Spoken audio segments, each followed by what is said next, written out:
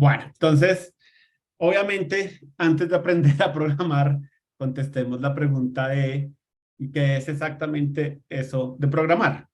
Entonces, claramente hay que empezar por qué es un computador antes de empezar a contestar qué es programar. Y es curioso porque eso es una definición que ha cambiado a través del tiempo. Entonces resulta que un computador, como su nombre lo dice, pues es una máquina para hacer cómputos. Simple y llanamente, eso es lo que significa un computador. Ya ahorita vemos eso, cómo ha ido evolucionando de alguna manera. Y no es una, digamos, una misión que ha tenido el hombre recientemente. Desde principio de la humanidad ha habido un afán por tener algo que nos ayude a hacer cálculos más rápido y tal vez de una manera en que cometamos menos errores. Entonces, el primer computador, de alguna manera, en su definición estricta de la palabra, fueron los ábacos que surgieron aproximadamente en el año 2700 antes de Cristo, pero por mucho tiempo, digamos que no hubo mayor avance hasta que llegó este señor Charles Babbage, eh, que era un inventor, era un matemático inventor y dijo, no, venga, voy a crear una máquina que de verdad permita hacer cómputos y pues miren la fecha, efectivamente fue muchísimo tiempo después de que existiera el abaco. Como les digo, entre el abaco y Charles Babbage hubo muchas cosas, pero ninguna que fuera como realmente impactante. Entonces, este señor Charles Babbage creó una máquina que se llamaba el motor diferencial y ahí pueden ver um, una construcción de ese motor diferencial después de que él murió. Él nunca pudo ver su obra, lo que él diseñó construido. Ahorita vamos a hablar un poco de por qué. Pero como se pueden dar cuenta, esto fue como el primer computador eh, como avanzado que construyó el hombre y pues era una máquina llena de piezas de metal y obviamente eso era muy pesado y era bastante poco fiable, ¿sí? Digamos que la máquina requería un cierto tipo de expertise en cómo se hacían las piezas y en esa época, digamos que no existía artesanos que pudieran hacer las piezas de la manera que se necesitaba y pues de todas maneras depender de una pieza mecánica de este estilo tenía un montón de problemas. Entonces, él lo alcanzó a diseñar y trataron de construirlo muchas veces y costó mucho dinero y al final, como les digo, algunas piezas terminaban dañándose muy rápido, entonces pues nunca llegó a ser una realidad, pero él tenía claro como la idea de tener un computador y sobre todo una cosa que para nosotros es importante y es la idea de que lo podamos programar. Entonces, de nuevo, ahorita miramos exactamente qué es esa historia de programar, pero Charles Babbage de alguna manera es como el precursor de los computadores. Y después de que él creó ese motor diferencial y se dio cuenta que era difícil de construir, diseñó otra máquina que se llamaba el motor analítico, si no estoy mal, y cuando él diseñó la máquina, le explicó a mucha gente cómo debería funcionar, entre ellos a una persona que se llamaba Ada Lovelace, y Ada Lovelace cogió la teoría de cómo debía funcionar ese motor diferencial, ese motor analítico, y empezó a escribir instrucciones de si esta máquina existiera, entonces pues yo quiero que haga A, B, C, D para poder lograr este resultado. Y de nuevo, la máquina nunca se construyó, pero lo que Ada Lovelace escribió existe, está registrado, y por eso es que la gente llama a Ada Lovelace la primera programadora. Entonces, si algún día escuchan el nombre de Ada Lovelace, ya saben por qué es importante, y si alguna vez escuchan que fue la primera programadora, es por eso que se le considera como la primera programadora. Entonces, todas estas ideas de Charles Babbage, de nuevo, no llegaron como a buen puerto un poco por las limitantes tecnológicas de la época, y el siguiente empujón fuerte fue la Primera y la Segunda Guerra Mundial, especialmente la Segunda Guerra Mundial. No sé si han escuchado alguna vez que las guerras son momentos en que obviamente la innovación se dispara porque los gobiernos invierten un montón de dinero en no perder las guerras. Entonces, en la Segunda Guerra Mundial fue la primera vez que se logró empezar a trabajar en esta idea de reemplazar esas piezas que habíamos visto metálicas por cosas que fueran más digitales, ¿sí? Que dependieran más de la electricidad, como los transistores y esas cosas. Entonces, digamos, ese fue como el gran paso que dio la humanidad para poder llegar a la idea de tener computadores que fueran fáciles de construir y que pudieran servir por largo tiempo, que fue pasar como a usar la electricidad y ese salto pues tiene un montón de ventajas. Número uno, es mucho más veloz que cualquier otra cosa porque una máquina como la que habíamos visto pues de alguna manera depende de que los engranajes giren y palanquitas y cosas. En cambio, un computador digital depende de la velocidad de la luz. No hay nada que sea más rápido de la velocidad de la luz, por lo tanto, hacer cómputos de esa manera pues es increíblemente rápido. Como dependen de piezas que tienen que simplemente permitir el paso de la luz, son piezas que son mucho más fáciles de construir. Al principio eran con tubos de vacío que permitían pasar la electricidad, pero hoy en día eso es súper sofisticado y son piezas súper chiquitas y se construyen con silicio y el silicio es un material abundante en la Tierra. Entonces, eso abarata los costos, hace los computadores más pequeños y lo que les decía antes, esas piezas en la medida de máquinas como el motor diferencial, entre más iban usando, pues más iban desgastando y después había que reemplazarlas y eso era un dolor de cabeza. En cambio, en un computador, las partes digitales creo que no se desgastan. Bueno, los tubos de vacío sí se desgastaban, pero se desgastaban muchísimo más lento. Les recomiendo porfa que cierren el micrófono para no tener ruido de fondo. Entonces, listo, esas son las ventajas de los computadores digitales. En la Segunda Guerra Mundial, como les digo, empezaron a construirse computadores que no eran 100% digitales, pero ya empezaban a tener partes digitales y pues eventualmente la industria avanzó hasta que pudiéramos llegar al computador 100% digital. En esa época de la Segunda Guerra, tal vez el programador más importante que tuvo la humanidad se llamaba Alan Turing.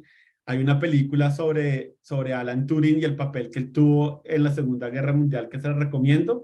No me acuerdo exactamente el nombre ahorita, seguramente lo debí haber buscado, pero eh, es fácil de buscar si ponen las palabras como Alan Turing película. Entonces, bueno, es muy chévere, se lo recomiendo. Y él, digamos que después de la Segunda Guerra Mundial, siguió como pensando y estructurando cosas sobre esta industria emergente de los computadores y de cómo utilizarlos.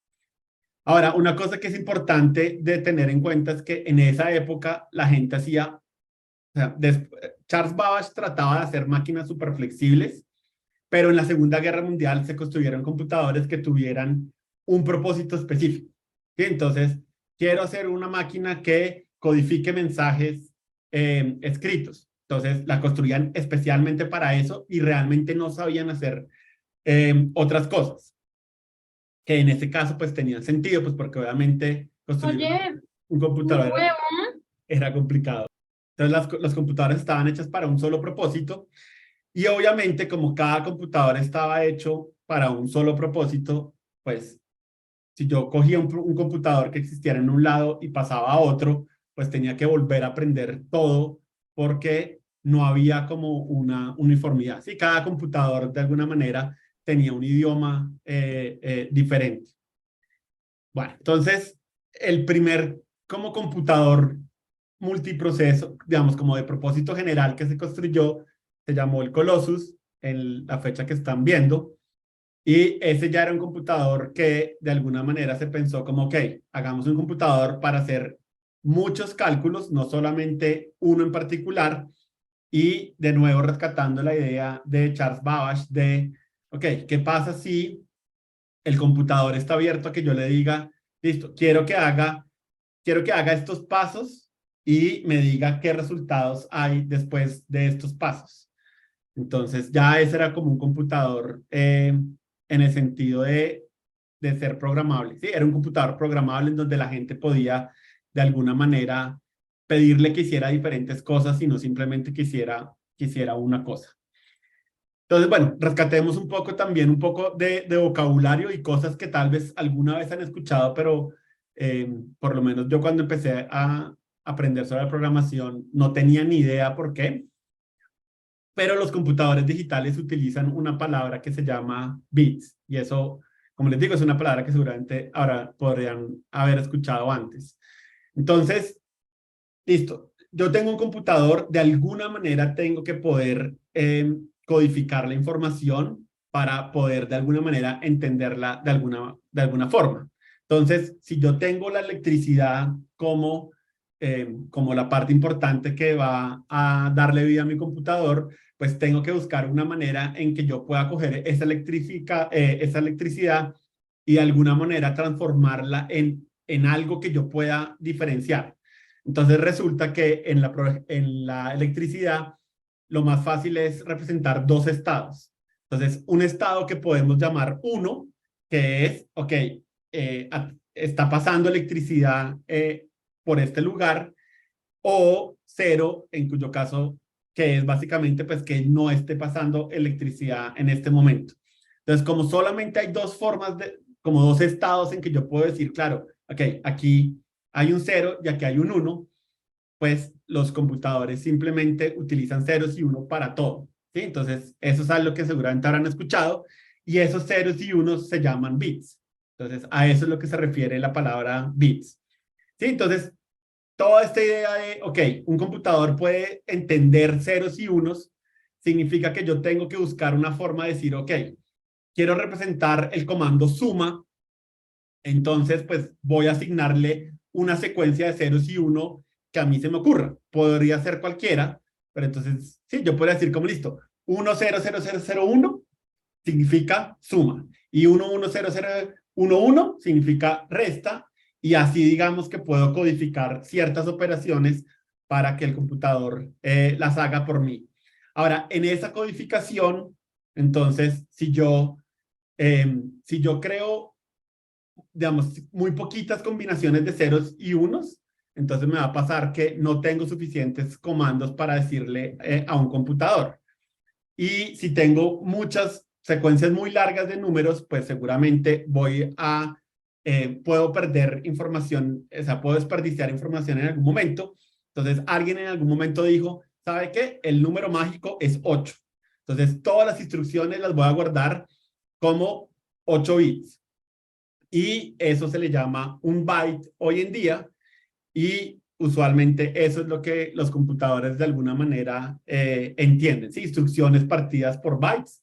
Entonces, si a un computador yo le paso una secuencia larguísima de ceros y uno, seguramente va a coger los primeros 8, el primer byte, y digamos, depende de cómo entienda cada uno de esos ceros y unos, pues va a decir, ok, esto significa que tengo que sumar, y él sabe qué tiene que buscar después de ese comando para saber qué tiene que sumar, y bueno, ahí ya depende de cada computador.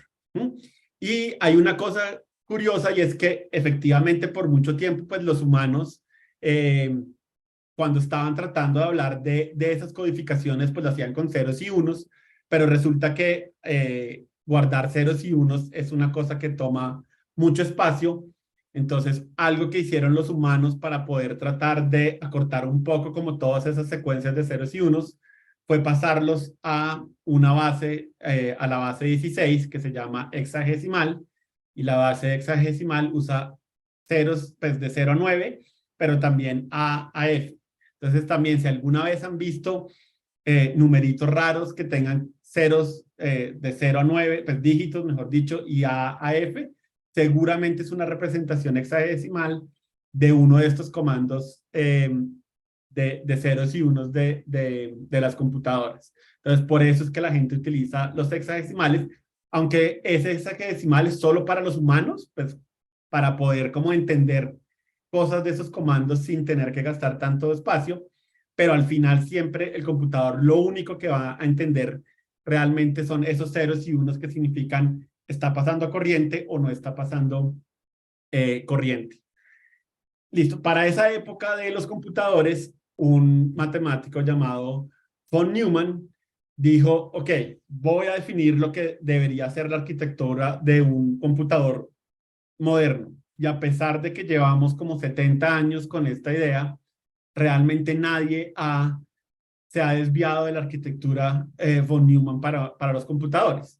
Entonces, lo que decía este señor era, ok, entonces los computadores siempre necesitan un lugar de memoria donde sea donde ellos puedan almacenar estos ceros y unos para que los puedan interpretar, utilizar y demás, pero tiene que haber una unidad de control que es la que sabe, ok, para sumar necesito ¿sí? un comando que sea así y así, y después seguido vienen dos números que tienen estas características, y cuando me digan que sume, pues yo sé que saco los dos números de acá, y eso es todo lo que necesito.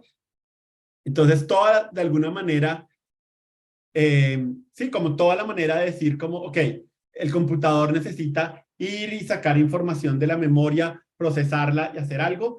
Todo eso está aquí en la unidad de control y ya hay un lugar específico que es el que se encarga de decir, ok, hay que sumar, yo sé sumar, venga y yo sumo, de nuevo, sumo a la velocidad de la luz, lo cual lo hace increíblemente rápido y es ahí donde, digamos, que guardo como las operaciones que sé.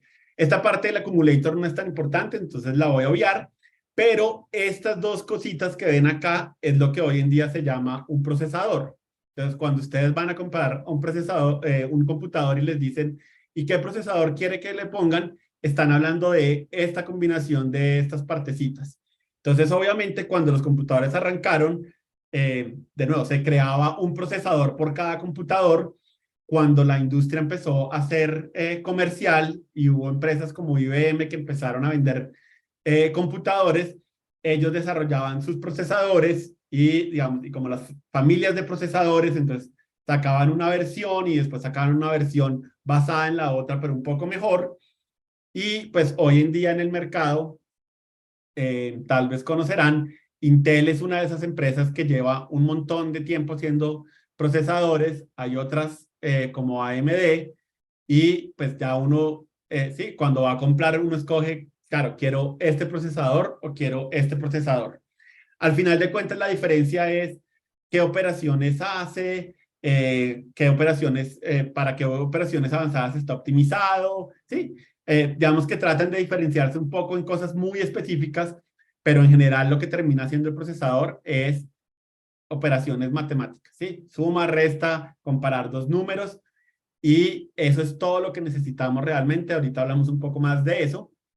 Y bueno, ya tengo mi memoria, ya tengo algo que sabe sacar información de la memoria y llevarla a la unidad aritmético-lógica y después de que hay un resultado, pues hacer algo con él.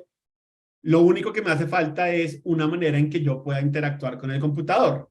Entonces, necesito algo que me permita como enviarle información al computador, que puede ser el teclado, puede ser el mouse, pueden ser los pens que tienen sí, la gente que es diseñadora. Todo eso son una manera de generarle una entrada al computador, como comunicarme con un computador, y necesito de regreso algo que el computador me pueda devolver para comunicarse de vuelta, que puede ser la pantalla, puede ser una impresora o otros dispositivos que hayan sido creados para anexarle al computador. Y como les digo, increíblemente nadie ha podido encontrar una mejor arquitectura. Entonces, pues por ahora, todos los computadores de ahora en adelante seguramente van a seguir esta arquitectura. Seguramente el día que alguien encuentre una mejor arquitectura, pues va a ser un muy buen negocio porque seguramente si puedo encontrar una mejor arquitectura, pues puedo hacer más cosas con un computador. Pero bueno, por ahora, esta es la arquitectura que todos terminamos manejando hoy en día. La única distinción importante ahora, después de, en la época moderna de los computadores, es que esa partecita de memoria que vimos viene en dos modalidades. Entonces, está una cosa que se llama la memoria RAM del computador, que es eléctrica, como habíamos dicho, pero esa memoria, cuando yo apago el computador, se borra. Pues porque obviamente cuando apago el computador deja de entrarle electricidad. Si deja de entrar electricidad, pues ya no puedo diferenciar ceros y unos de ninguna manera. Y la otra memoria es la parte de los discos duros. Y uno se puede preguntar como, bueno, si en la memoria RAM yo usaba electricidad, pues, ¿qué es lo que puedo usar en un disco duro para que a pesar de que yo apague el computador, esa memoria, lo que hay guardado y no se pierda? Y la respuesta es que funcionan con electromagnetismo, porque cuando yo tengo una partícula electromagnética, yo puedo diferenciar si tienen spin hacia arriba o spin hacia abajo. Entonces, de nuevo, tengo una manera fácil de establecer como dos estados dentro de esas partículas y con eso ya puedo guardar información a pesar de que ya no reciba una corriente. Y de nuevo, si alguno de ustedes algún día tiene una idea de cómo representar más de dos estados, seguramente pueden montar una patente y ganarse muchísima plata, porque obviamente entre más información pueda procesar un computador, pues más capacidad de cómputo tienen y hay un montón de cosas de nuestra vida que dependen de esa capacidad de cómputo y créanme que hay muchísimas personas que han tratado de buscar una manera en que puedan representar más de dos estados y pues hasta ahora nadie ha descubierto cómo hacerlo. Entonces, si algún día quieren ser millonarios, pues simplemente dedíquenle un poquito de tiempo a pensar cómo pueden hacer eso. Ahora, eso que les estoy diciendo, de nuevo, uno puede decir como, bueno, ¿y eso qué, cómo tiene, sí, como qué impacto puede tener en la vida si sigue siendo una máquina que solamente hace cómputos?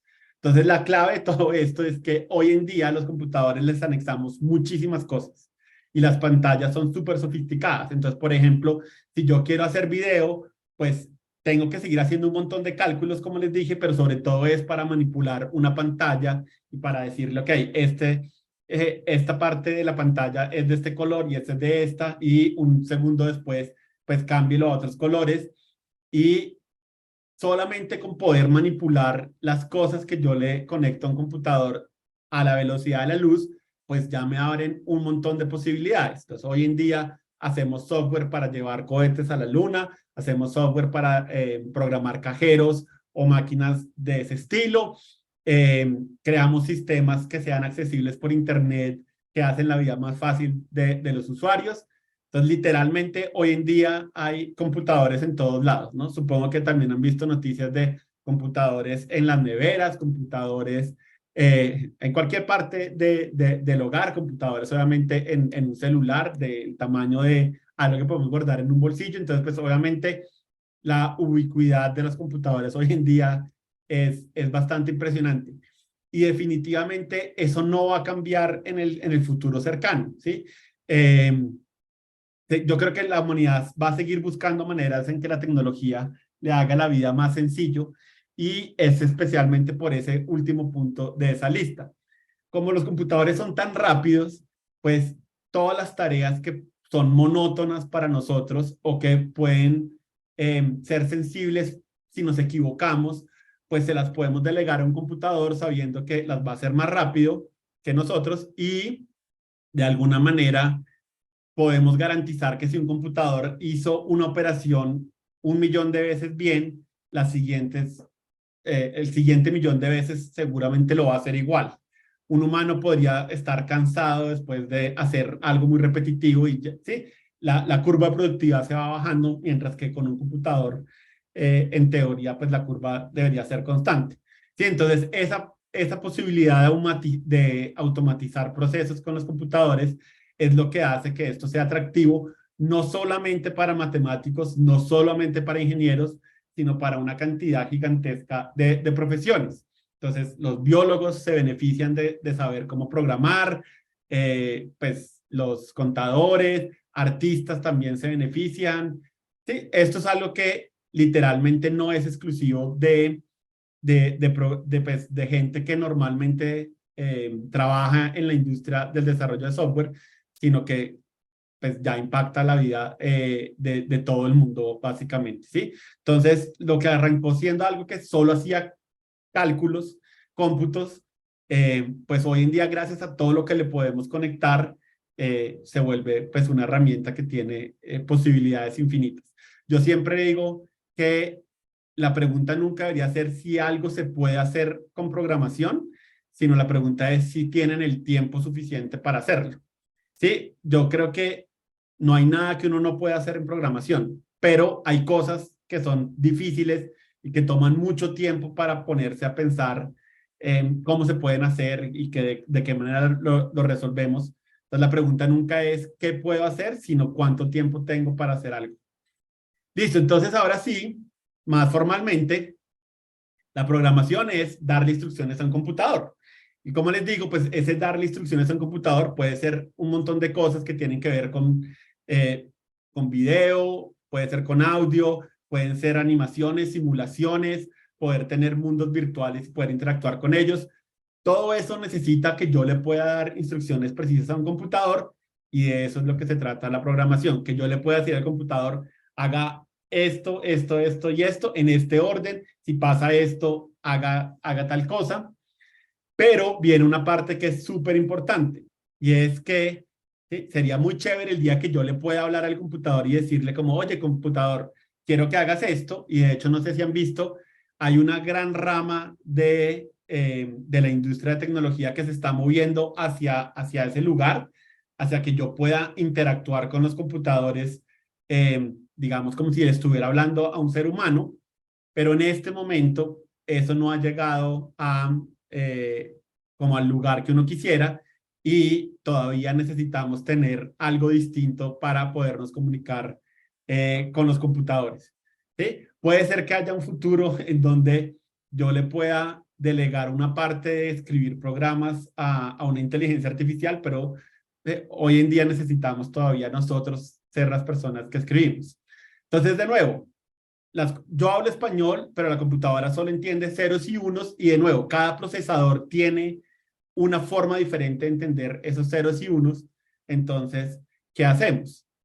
Entonces, bueno, ese lenguaje de ceros y uno que entiende un procesador se llama el lenguaje de máquina. Como les dije, todos los procesadores tienen un lenguaje de máquina distinto. Comunicarme con un procesador Intel es diferente que comunicarme con un procesador AMD.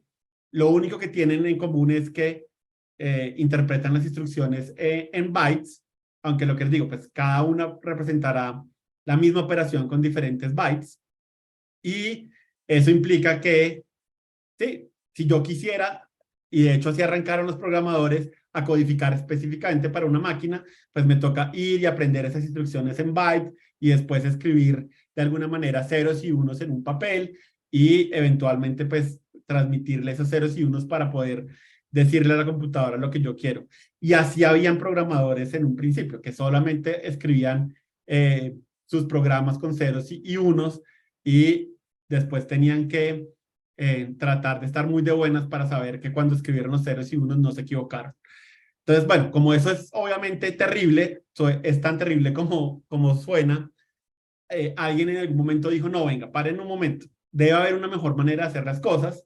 Entonces, listo, entre el programador que habla español y el computador que habla su propio lenguaje de máquina, pues voy a poner algo en la mitad y lo voy a llamar pues lenguajes de programación.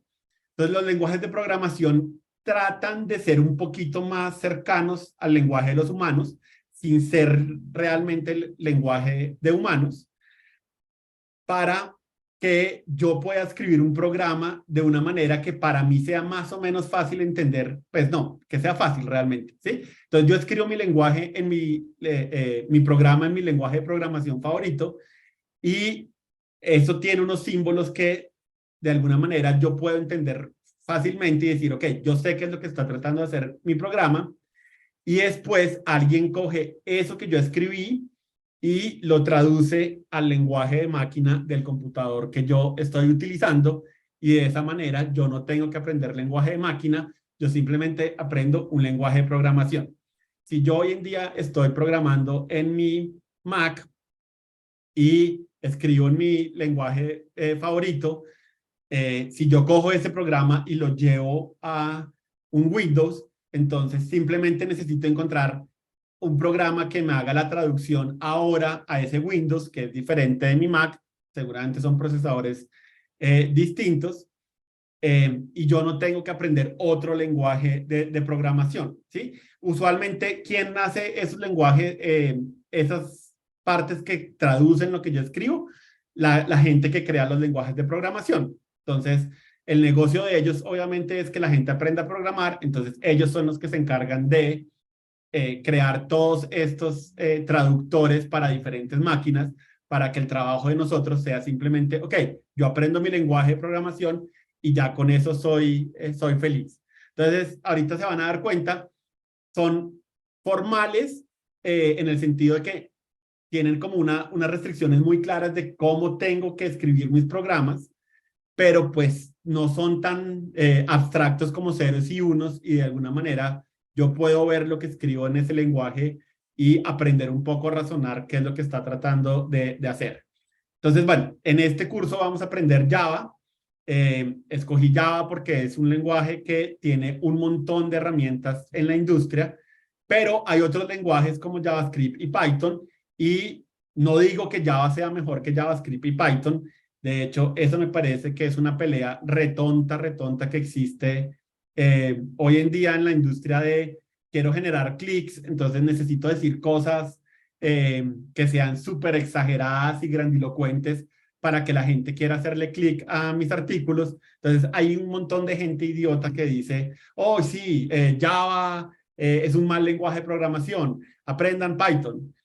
La realidad de la vida es, aprendan un lenguaje de programación, cualquier lenguaje de programación está bien, ¿sí? Tal vez uno puede buscar ciertas cosas importantes. Entonces, por ejemplo, ¿qué es importante para mí?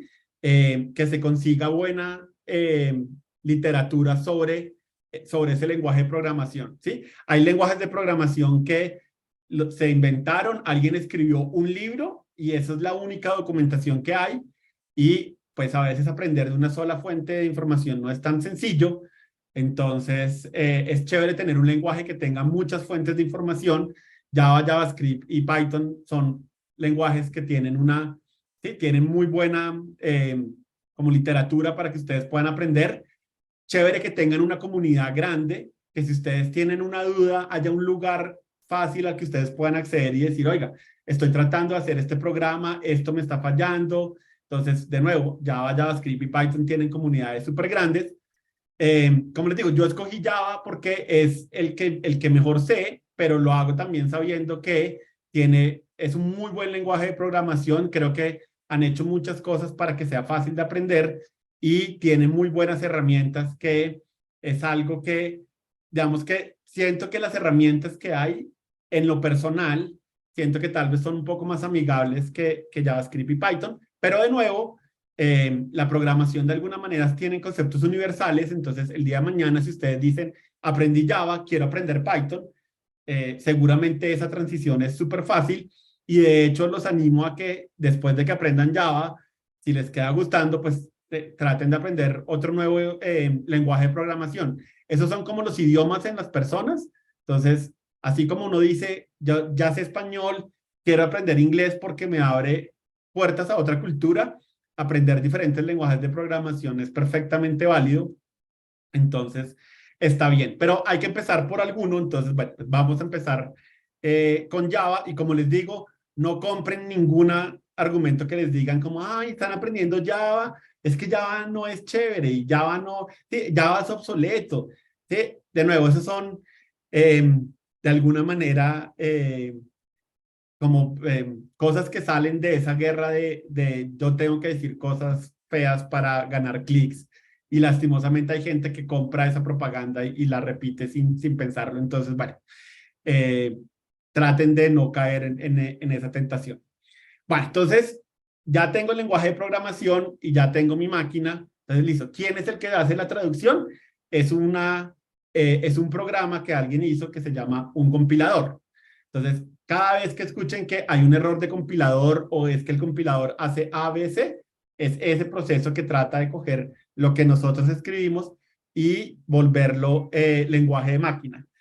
Y obviamente cuando yo estoy escribiendo, es a él el que tengo que tratar de hablarle de una manera como muy formal. ¿Sí? Entonces, por ejemplo, cuando uno hace una sopa de letras, uno quisiera decirle al computador como, pues claro, entonces, sí, revise la palabra hacia arriba, pero resulta que hacia arriba no es algo que un computador entienda.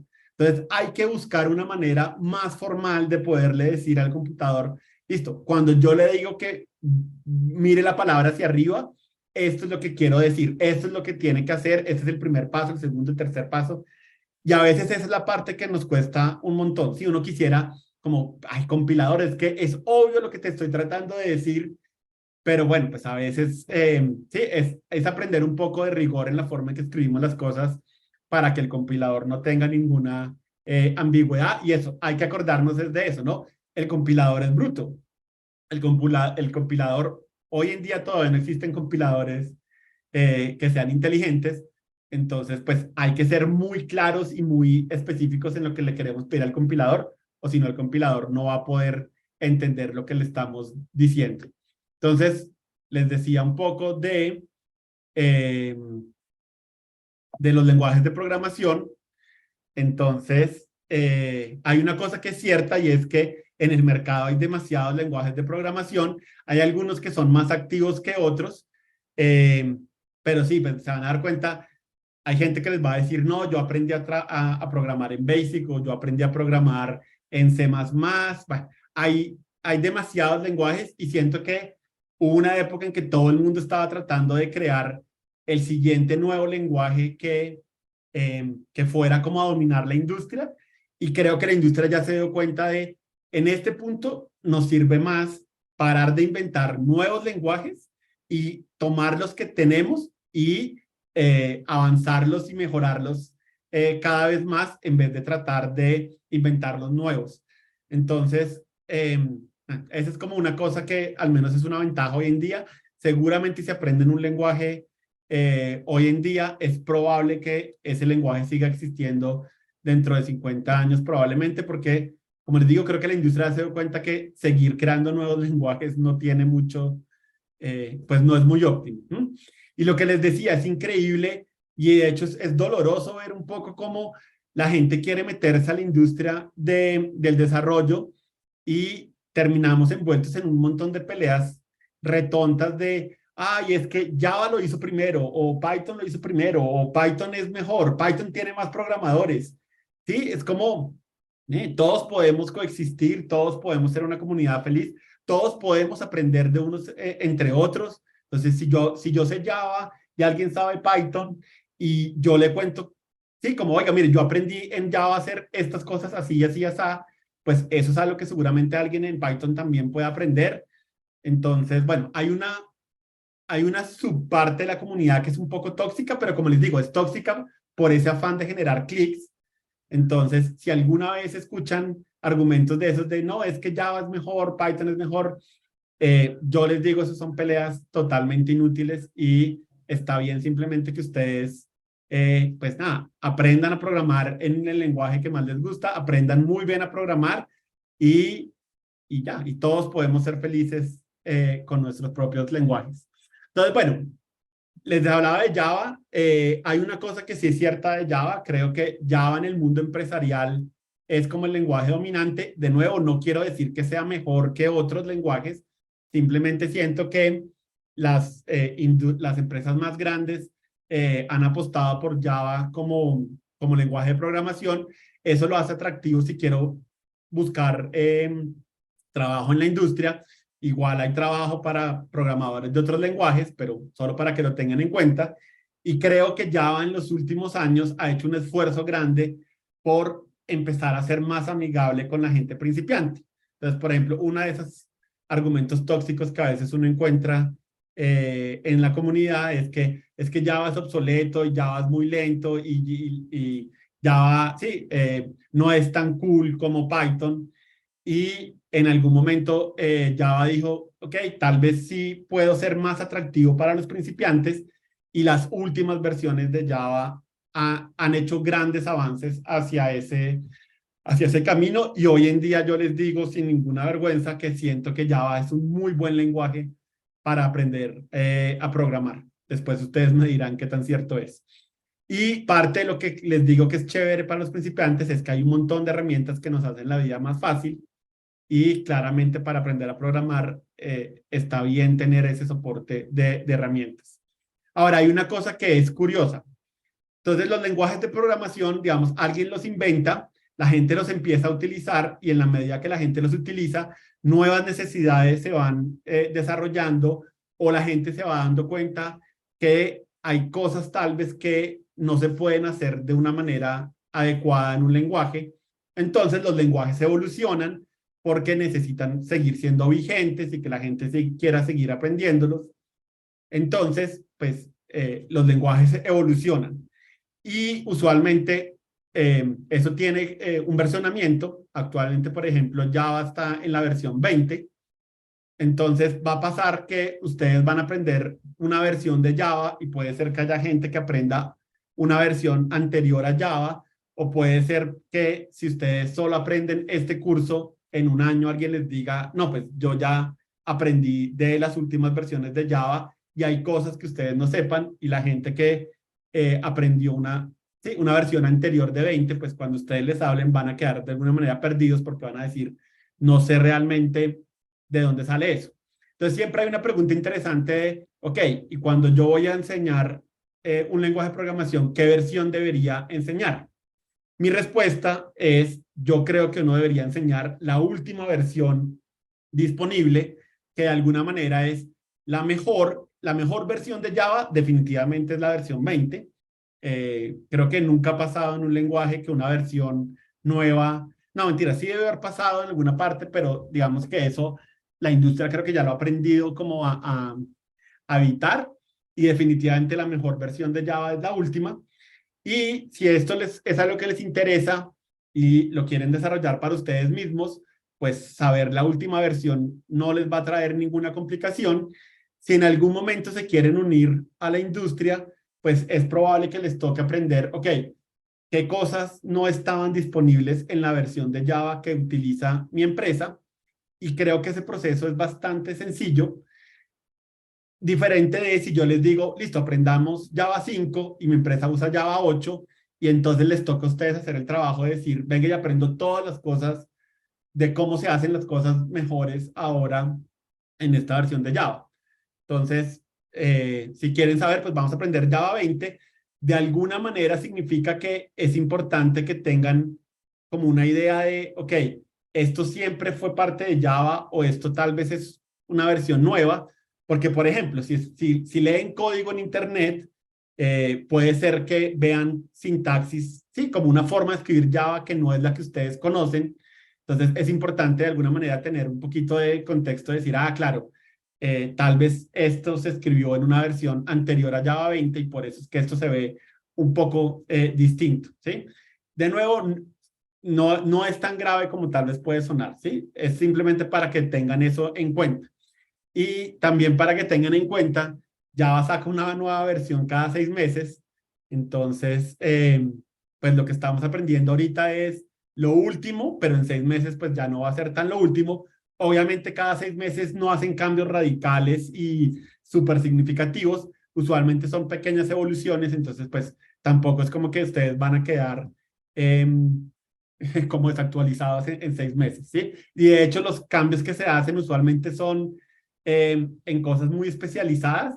El core de Java, como la base de Java, ha sufrido muy pocos cambios a través de la historia, pero pues sí hay cambios que se han ocurrido. Entonces, bueno, esa es un poco mi explicación de por qué les voy a enseñar Java 20.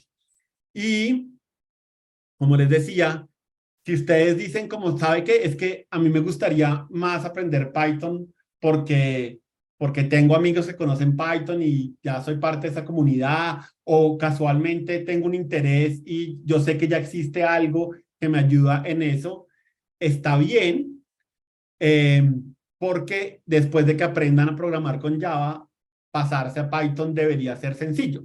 Los conceptos son seguramente los mismos. Tal vez hay una que otra cosa como de fondo diferente, pero después de eso, ¿sí? Funciones, ciclos, condicionales, todos los conceptos son los mismos. De alguna manera es aprender una nueva sintaxis y ya, de alguna manera como si pasáramos de, sí, yo sé español y voy a aprender portugués. Sí, pues obviamente hay una base común muy grande y simplemente hay como que aprender algunas cositas. Ahora, eso solo tiene un asterisco, que también es una cosa que nos pasa hoy en día en la industria bastante, bastante triste, y es que hay que aprender muy bien las bases para que cuando yo me pase a otro lenguaje, pues esa transición sea fácil. Entonces, ¿qué pasa? Que hoy en día la gente dice como, no, yo aprendo 3 cositas y ya con eso sé todo, y después digo como, listo, quiero pasarme a otro lenguaje, y claro, pues si yo no tengo buenas bases, claro, la pasada tal vez no es tan sencilla, pero definitivamente si ustedes aprenden un lenguaje por las bases, como, ok, voy a entender los conceptos a través de este lenguaje de programación, entonces hacer esa transición es más sencilla. Entonces voy a ser muy insistente en que no le paren tanta atención a la sintaxis de las cosas, sino que entiendan realmente qué es lo que hay detrás de esa sintaxis. Y eso ya debería ser fácil para que ustedes después aprendan otros lenguajes. ¿Mm? Entonces, bueno, pues ahí está mi recomendación de cómo aprender un lenguaje de programación. Como les decía, la sintaxis no los debería trasnochar tanto, y de hecho también les voy a contar, no les voy a enseñar toda la sintaxis que existe para todo en Java, porque no creo que eso tenga mucho sentido. Seguramente habrá un momento en que puedan decir como, ¿sabe qué? Quiero aprender esta sintaxis vieja que se utilizaba para este concepto, y en Internet hay demasiados recursos que tienen la sintaxis, entonces no creo que valga la pena competir con toda esa información que ya existe. Entonces mi interés es menos en la sintaxis y más en los conceptos. Entonces por eso es que no vamos a ver todas las maneras en que ustedes puedan escribir un switch. ¿Sí? Voy a enseñarles la mejor, la que definitivamente creo que tiene más sentido que aprendan, y las viejas versiones en que se escribía eso, si algún día les da curiosidad, pues pueden encontrar información abundante en Internet, digo. Y obviamente, cuando aprendan algo, ¿sí? En programación nunca hay nada que es totalmente bueno o es totalmente malo. Usualmente hay cosas que tienen un contexto para decir, ok, en este contexto son buenas o en este contexto son malas. Entonces, voy a tratar de ser muy cuidadoso de siempre dejarles claro como, ok, cuando hagan esto, estas son las ventajas y estas son las desventajas que puedan tener. ¿Sí? Entonces, ¿qué va a pasar? Seguramente si yo les digo a ustedes, mire, yo creo que esta pared se ve mejor de blanco, pues alguien va a llegar y decirles, no, eso de blanco se ve terrible. Y eso está bien de alguna manera, ¿sí? Ya hay diferentes personas que tal vez ven la programación de diferentes maneras. Entonces, digamos, lo que va a pasar es que si ustedes entienden bien cuál era la ventaja de usar el blanco y qué desventaja veía yo en usar otro color, pues si alguien les dice, claro, venga, yo creo que esto debería ser verde, pues ustedes mismos van a poder decir, ok, si yo me paso a verde, esto sería lo que yo gano y esto sería lo que yo pierdo. En este caso me parece que está de acuerdo, entonces listo, la voy a pintar de verde, ¿sí? Entonces hay cosas que tal vez yo les voy a enseñar, que hay gente que les va a decir que les parecen un despropósito, les parecen mal, les parecen, ¿sí? Pero de nuevo, siempre que aprendan algo, aprendan bien el contexto de, ok, pero ¿por qué esto se prefirió sobre estas cosas? Y ya con que ustedes tengan ese contexto, pues ustedes ya pueden mirar la información que tienen disponible y tomar la decisión de, claro, yo creo que así como lo vi en el curso, está bien, o yo creo tal vez que esto, frente a este contexto, pues es mejor. Para ser programador hay que tener pensamiento crítico, definitivamente. Entonces, eso es algo que quiero tratar de alimentar durante todo este curso. Listo. Y hay algo que es curioso y tiene su propio meme en Internet, y es esa sigla de RTFM. Entonces, ¿qué pasaba? Usualmente, yo como programador llegaba a el trabajo y me pedían que hiciera algo. Y yo decía, uy, ¿sabe qué? Yo no sé cómo hacer esto.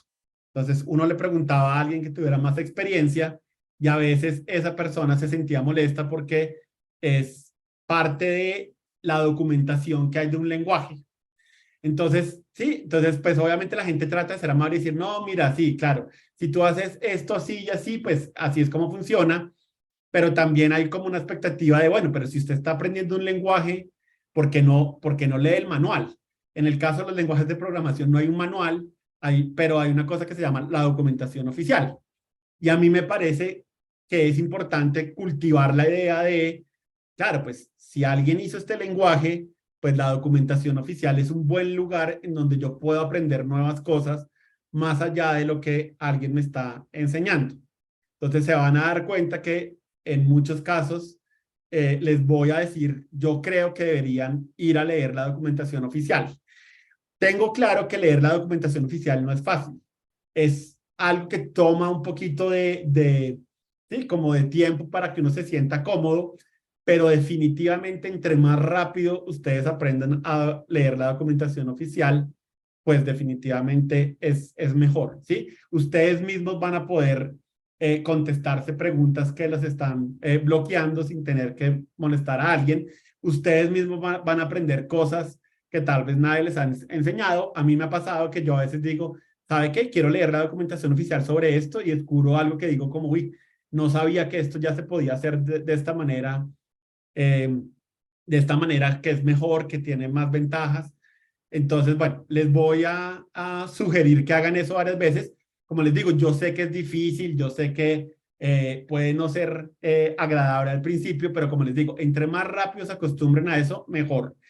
Y creo que es importante desarrollar esa sensibilidad de decir, ok, no estoy seguro esto cómo lo puedo hacer. Uno de los primeros lugares donde ustedes deberían buscar es en la documentación oficial. La documentación oficial tiene una cosa que es importante y es que no dice mentiras. En Internet a veces pasa que la gente dice mentiras consciente o inconscientemente. No siempre, sí, hay veces que uno no sabe realmente si eso es, si hay una forma mejor o no hay una forma mejor y uno dice, ah, pues yo he hecho esto siempre de la misma manera, entonces pues le voy a decir a la gente que esa es la mejor manera de hacerlo. Entonces, bueno, la documentación oficial no miente.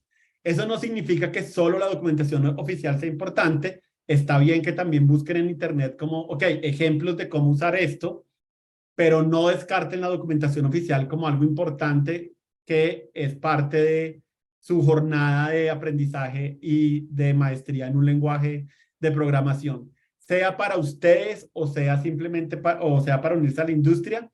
Es importante que tengan como esa tranquilidad, sí, que se sientan cómodos diciendo como, listo, voy a la documentación oficial y voy a tratar de sacar lo que necesito. Y bueno, como les dije, los lenguajes de programación cambian todo el tiempo, entonces también de alguna manera es importante tener como una mente de voy a aprender continuamente, ¿sí? Yo, a pesar de todos los años que llevo en la industria, sigo aprendiendo todo el tiempo de un montón de cosas. Y hay otra cosa también que es importante que sepan, no porque uno lleva un montón de tiempo se las sabe todas. A mí todavía me toca a veces ir a buscar a internet y digo, uy, venga, yo no me acuerdo cómo se hacía esto y voy a internet y pregunto, oiga, ¿cómo se hace esto? ¿Sí? Entonces, pues la programación es grandísima, hay un montón como de esferas que yo puedo tener en los lenguajes de programación y a veces pasa que hay una esfera que no utilizo hace 6 meses y pues ya se me olvidó realmente cómo, sí, cómo se hace eso específicamente y la sintaxis exacta para eso. Entonces, nunca les dé pena preguntar, nunca les dé pena decir, voy a ir a buscar información en Google, voy a ir a leer el manual. Sí, eso es algo que no se les va a quitar con los años. Entonces, pues que ustedes estén empezando y necesiten hacerlo es perfectamente normal y entendible. Entonces, nunca se sientan mal de preguntar cosas o tener que buscar ayuda de alguna manera. Pero eso, ahorita que están aprendiendo, concéntrense en ganar buenas bases de los conceptos. Y sobre todo, como les digo, entender bien como, ok, ¿sí? ¿Por qué escogimos esto sobre estas opciones? Ok, ¿qué contexto hay detrás de eso? Si cambia el contexto, entonces, ¿qué decisión sería la mejor? Hay un montón de cosas de esas que pasan en programación, en que, por ejemplo, alguien hace 20 años dijo, ¿sabe qué? Sí, todas las casas deberían tener una puerta que mire hacia el norte. Y claro, hace 20 años puede ser que ese consejo tenía total sentido porque en ese momento las casas siempre se hacían de una manera o las ciudades se construían siempre de una manera. Pero 20 años después el contexto cambió. Entonces, de nuevo, es importante que tengan como ese desarrollo crítico de decir como, ok, si esta persona me dice algo diferente de lo que yo sé, ¿sí? ¿Qué puede haber detrás que haya cambiado para que eso haya cambiado? O tal vez qué contexto diferente hay de cómo yo lo aprendí que haga que este consejo realmente sea importante. Entonces, bueno, sí, se los da un poco como es tener bases sólidas y aprender las cosas siempre como en ese contexto. Listo. Ese es